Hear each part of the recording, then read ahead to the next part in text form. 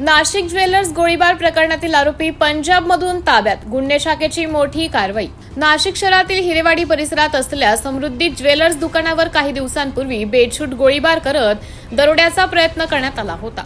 या धक्कादायक घटनेमुळे शहरात मोठी खळबळ उडाली होती। 15 मे रोजी रात्री सुमारे 9 वाजेच्या सुमारास घडलेली ही संपूर्ण घटना दुकानातील सीसीटीव्ही कॅमेऱ्यात कैद झाली होती। या प्रकरणी पंचवटी पोलीस ठाण्यात गुन्हा दाखल करण्यात आला होता। घटनेचे गांभीर्यापणे तपास करत नाशिक गुन्हे शाखेने तब्बल 500हून अधिक सीसीटीव्ही फुटेज तपासले। तसेच तांत्रिक विश्लेषणाच्या आधारे संशयित पंजाबमध्ये असल्याची माहिती पोलिसांना मिळाली। त्यानुसार पोलिसांचे विशेष पथक पंजाबमधील माहुली येथे पोहोचलं आणि 2 सराईत संशयितांना ताब्यात घेतलं। हनीश कुमार महेंद्र सिंग आणि रणजित दर्शन सिंग अशी ताब्यात घेतलेल्या संशयितांची नावं आहेत।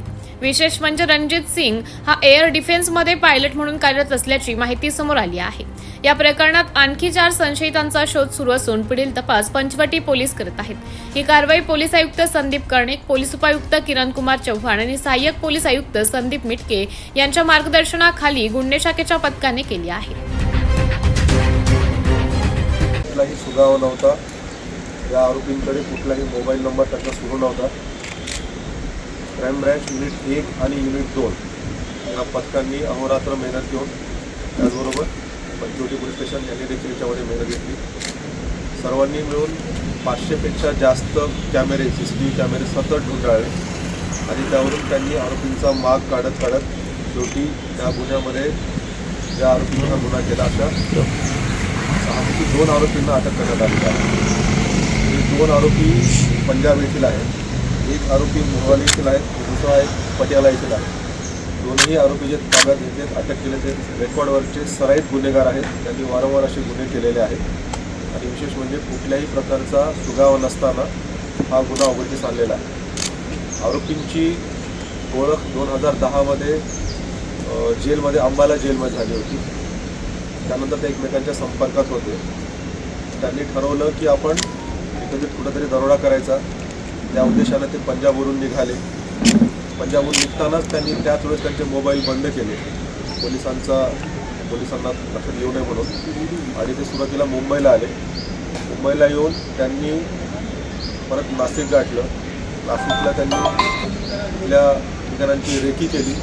त्यांनी रेकी करून तिथे ज्वेलर्सचं दुकान आहे, रोडवर असल्यामुळे तो पळून जाणं सोपं आहे असं त्यांच्या लक्षात आलं आणि त्यांनी इथे दरोडा करायचं ठरवलं।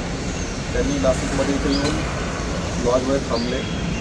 नंतर त्यांनी इथूनच 2 बाईक चोरी केल्या आणि त्या 2 बाईकवर एका दुकानापर्यंत आले होते। दुकानामध्ये येऊन त्यांनी दरोड्याचा प्रयत्न केला, रिव्हॉल्वरचा हात दाखवला। कारागिरांनी वर्कर्सनी प्रतिकार केल्यामुळं त्यांना काही लुटता आला नाही, त्यामुळे त्यांना आहे त्याच दुकानातून त्यांना परत जावं लागलं।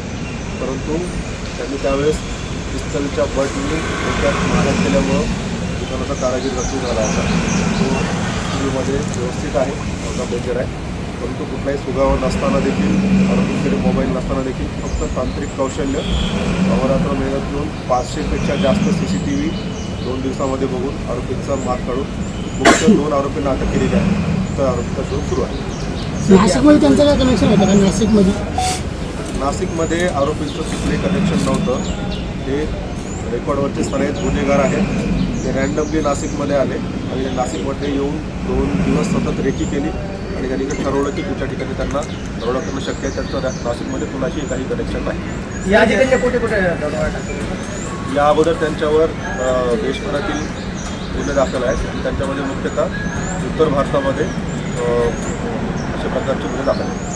सर, यातला एक जो आरोपी आहे तो आर्मीमध्ये असण्याची काय त्याची हिस्ट्री आहे की हा कसा काय या सगळ्यांमध्ये?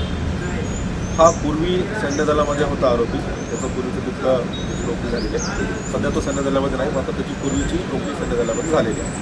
सर, कुठून ताब्यात घेण्यात आले? त्या आरोपींना पंजाबमधून ताब्यात घेण्यात आलेला आहे, मोहाली येथून। आणि विशेष बाब म्हणजे जेव्हा आरोपीने इथे दरोड्याचा प्रयत्न केला, तिथून दरोड्याचा प्रयत्न करून आरोपी त्यांच्या मूळ घरी पोहोचण्याच्या अगोदरच त्यांच्या घराचा पत्ता क्राईम ब्रँच युनिट 1 आणि युनिट 2च्या अधिकाऱ्यांनी शोधला होता आणि आरोपी घरी पोहोचण्याच्या अगोदरच क्राईम ब्रँच नाशिकची टीम आरोपीच्या घरी अगोदर जाऊन पोहोचली होती आणि जेव्हा आरोपीला वाटलं की आपण घरी पोहोचतोय त्यावेळेस आरोपीला झडप घालून ताब्यात घेण्यात आलं। आरोपींकडून किती माल हस्तगत करण्यात आलेला आहे? या गुन्ह्यामध्ये आरोपींनी कुठलाही मुद्देमाल चोरलेला नव्हता. त्यांचा प्रयत्न फसलेला होता. त्यामुळे